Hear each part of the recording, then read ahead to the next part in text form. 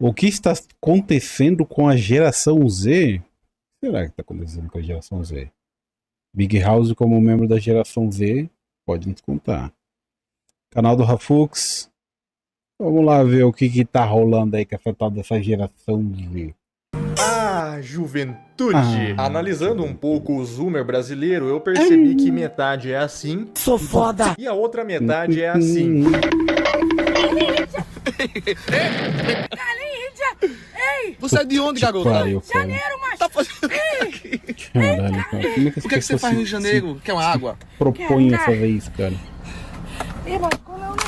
Se você não entende como esses dois fenômenos opostos acontecem ao mesmo tempo, fica até o fim do vídeo que hoje eu vou te mostrar não só como fomos de um monte de punk e cringe pra uma geração que prefere ficar em casa lendo um livro do que ir no carnaval, como eu lhe dou a minha palavra que no final desse vídeo sobrará algo para o beta. Especificamente a geração beta, que é a geração que vem depois da geração Z. Se a geração atual é a galera que destruiu todos os mitos do século XX, a geração como é que é uma geração alfa 2010 a 2025? Especificamente a geração beta, que é a geração beta de 2025 a 39.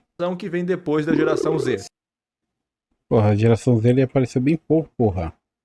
É de 95 a 2010. Tu tá na geração Z ou Big House?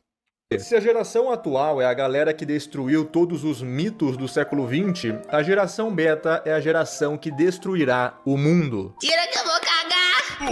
Já se inscreve no canal, ativa o sininho e hypa o vídeo, porque vamos entender como que o cupretinho que vivemos atualmente foi meticulosamente construído desde pelo menos a década de 70. Ao terminar esse vídeo, vamos entender como que você vai ter que se esforçar 10 vezes mais que os seus pais pra não viver de transporte público o resto da sua vida. Como chegamos aqui?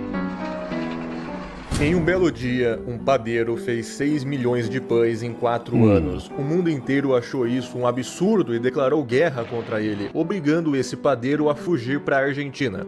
Esse é o background do mundo de 1945 até o final do século XX. Depois disso, tivemos o maior boom econômico que a humanidade já viu nos Estados Unidos. Na Europa, eles conseguiram pegar mais da metade desse boom econômico e no Brasil é como se o americano tivesse nadando numa piscina olímpica e a gente enchendo a nossa com conta-gotas. Então é natural vermos que algo de muito errado aconteceu nessa época, visto que enquanto os tigres asiáticos estavam saindo da jaula para virarem megapotências, a nossa onça estava passando fome com o nome no Serasa e gravando vídeo com o Tadala Felas. Na década de 70, o país tinha passado por uma quase porradaria civil e a gente era governado por uns velho doido. No geral, o pessoal brabo dessa época era idoso que no começo do século muito provavelmente foi um tenentista e integralista, ou seja, os caras nasceram, viveram e foram pro além igual o Rambo, com sangue no zóio a vida toda, enquanto os homens hoje em dia é o Renato Impera de cropped. Isso tudo acaba na década de 80, quando quem substitui esse pessoal é uma geração que já encontrou o país totalmente pacificado e basicamente só tinha o problema da economia para resolver. Apesar de já ter nessa época grupos periculosos surgindo aqui e ali, mas isso é problema pro Homer do futuro. Na década de 90, o problema econômico da década anterior não foi resolvido.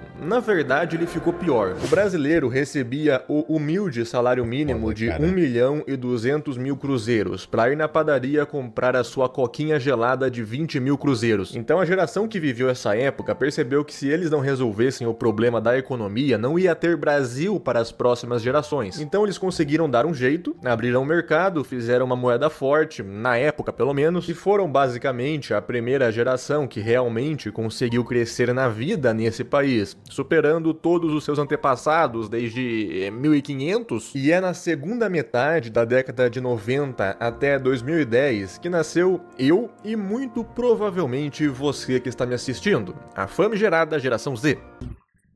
Oh meu Deus, o que eu fiz? Bom, eu acho que hoje não é segredo pra ninguém que existem muitos outros problemas no mundo além de dinheiro. Ainda mais num país como o Brasil. Ao vivo na biblioteca, vamos nessa tropa, aquele pique. Tudo ao vivo, incrível, que vem de fora. Aquele pique, tudo ao vivo na biblioteca, hein? Vamos nessa.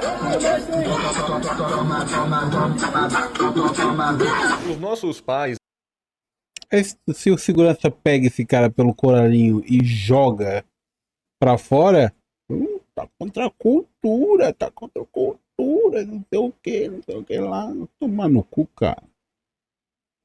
Não é ambiente pra essa porra. O cara só literalmente foi lá pra incomodar o pessoal que tá lá dentro, cara. Canalha do caralho. acham um absurdo ter São Paulino nos programas, mas acham ok um cartaz de cuié sexualizada em um bar. A briga deles não é contra a degeneração, é contra a degeneração que não seja da época deles. Isso destruiu os cérebros pensantes da nação, tornando aceitável e viável até as mais corruptas e cruéis estruturas de poder, desde que não proíbam a pupunha. Sair da casa dos pais hoje em dia é quase um atestado de pobrice. Os índices de churrascamento disparam. O nível de confiança na sociedade cai cada vez mais e a coragem parece que foi extinta. Naturalmente, o jovem vai se revoltar contra isso, mas se na geração anterior você tinha uma revolta como a dos punks, que desamavam o que eles chamavam de capitalismo, ao mesmo tempo que enchiam o rabo dessas roupas e acessórios caríssimos. Qual que é o seu nome? Cipriano, pobreza aí. Olha pra lá, tem que olhar pra luzinha, né? Pobreza aí.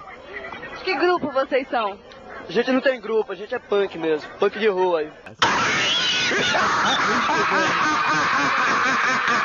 Hoje, essa galera criou o sistema atual. Por isso é tão bizarro o lado canhoto hoje em dia ressuscitar essas pautas para a sociedade de hoje. Antigamente, fazer tatuagem era algo rebelde. Fazer sapecagens antes dos 18 era revolucionário. Hoje, todo mundo come todo mundo. O que o jovem atual não quer ver é o seu filme ou anime ser estragado pela Netflix. O jovem quer ter dinheiro antes de $1 valer R$10. O jovem não quer pagar imposto, nem ser taxado. Imagina um canhoto tentando entender isso. Eles falam de pauta goi como se vivêssemos exatamente a realidade da década de 70. Nossa, ninguém pode ser goi. É crime, não existe góis no mundo de hoje. É uma minoria. Mas muito viado. E você sabe quem foi o responsável por pintar esse clima? Se você puxar na sua memória, você deve imaginar algum filme que retrata a insanidade do homem no mundo moderno. Existe literalmente um subgênero de filmes que retratam essa revolta contra uma sociedade massificada. Só que, curiosamente, todos esses filmes foram feitos no século XX e não no século XXI da geração Z. Ou seja, todos esses problemas que a gente identifica com a geração atual foram apontados e identificados por homens à frente de seu tempo das gerações anteriores. Como diria o meu primo Karl Mannheim, ocorre muito frequentemente que o núcleo das atividades particulares de uma nova geração são primeiramente desenvolvidos pelos mais velhos, que foram isolados da sua própria geração, da mesma forma que os precursores do desenvolvimento de determinadas ideologias de classe frequentemente pertencem a uma outra classe, bem alienígena. Então, os pensamentos de uma geração futura normalmente são bem mais articulados e representados por indivíduos da geração anterior, que se veem alienados da sua localização geracional, principalmente pelos artistas. Então, essas histórias e esses personagens são abraçados pelos homens dos tempos atuais e se tornam uma forma da nova geração expressar sua desilusão e inconformidade com o estado atual das coisas. Isso é o que o meu cunhado Wilhelm Pinder chamou de não contemporaneidade do contemporâneo. E mais especificamente, é a nossa resposta à convergência desses acontecimentos comuns e mais especificamente ainda as interpretações criadas por determinadas pessoas que melhor sintonizam os sentimentos gerais criados pela grande parte dos indivíduos. Em especial, a geração Z está colocando em xeque aquelas velhas crenças do século XX que preenchiam o coração dos homens. A narrativa padrão está ruindo diante dos nossos olhos e perdendo toda a sua significância. Essa parte do vídeo eu me inspirei do vídeo de mesmo assunto do canal do Eremita. Eu vou deixar o link na descrição para você conferir o excelente trabalho do cara. Mas isso explica porque a nossa geração é a mais cética quanto à eficácia das reformas para agradar todo mundo. Sabemos sabemos que o futuro já está sendo desastroso para nós. Por isso, a maioria dos jovens se veem imersos em movimentos e ideias nos dois lados dos extremos opostos do espectro político, pois somente uma guinada radical pode nos salvar da catástrofe iminente. Que é o problema. Carson? Are you okay?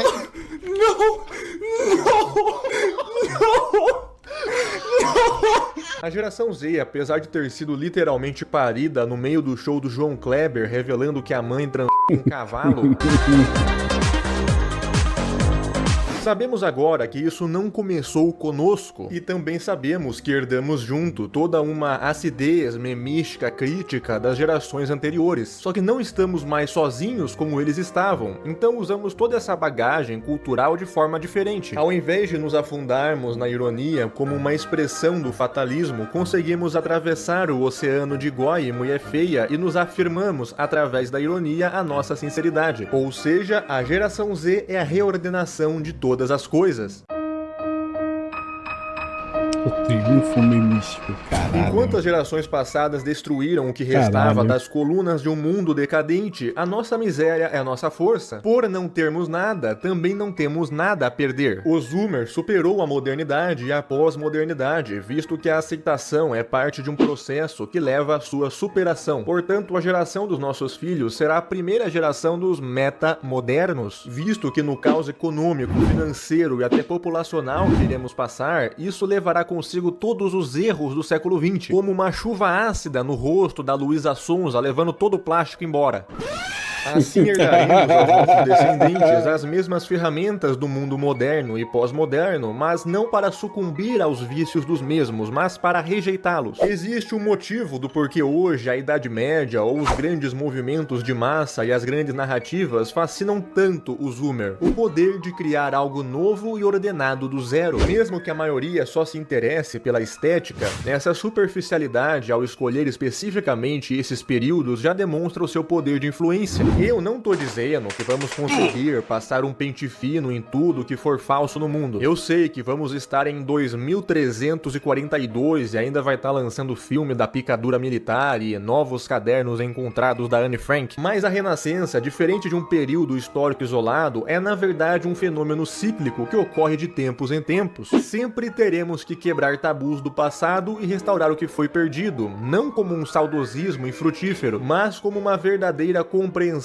do que essas coisas foram na sua essência e como elas garantiam a ordem e a estabilidade para as gerações passadas, para que possamos forjar um novo mundo. Não para nós que não estaremos mais aqui para ver isso, mas para os vivos que continuarão o nosso legado. Por isso é o dever da geração Z fazer o definitivo enterro do século XX, desse mundo que já não vive mais, além de feitiços que perderam seu poder, como acusar todo mundo de fachitos ou comunitos. Esse é o surgimento da consciência geracional. Se você chegou até aqui, comenta biga.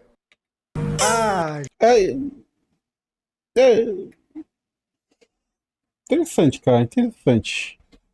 Alguns tabus poderiam voltar à moda.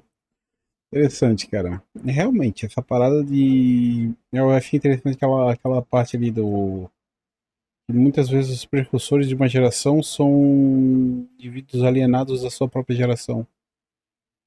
Essa geração Z Lewis.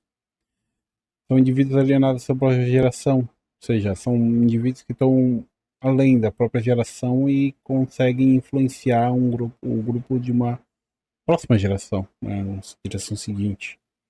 E nisso ela forma o pensamento dessa geração.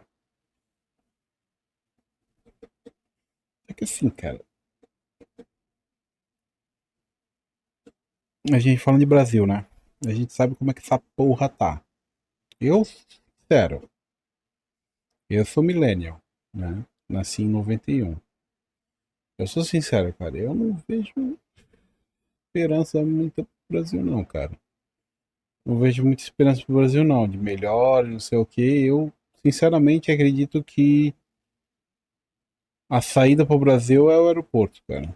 Se tu realmente quer ter uma vida mais digna, boa e tal, sem se preocupar com esses problemas, sem ter problemas, sem ter que ficar lendo escândalos e corrupção, não sei o que, cai fora desse país, velho. Cai fora desse país, que esse país aqui Não tem jeito, cara.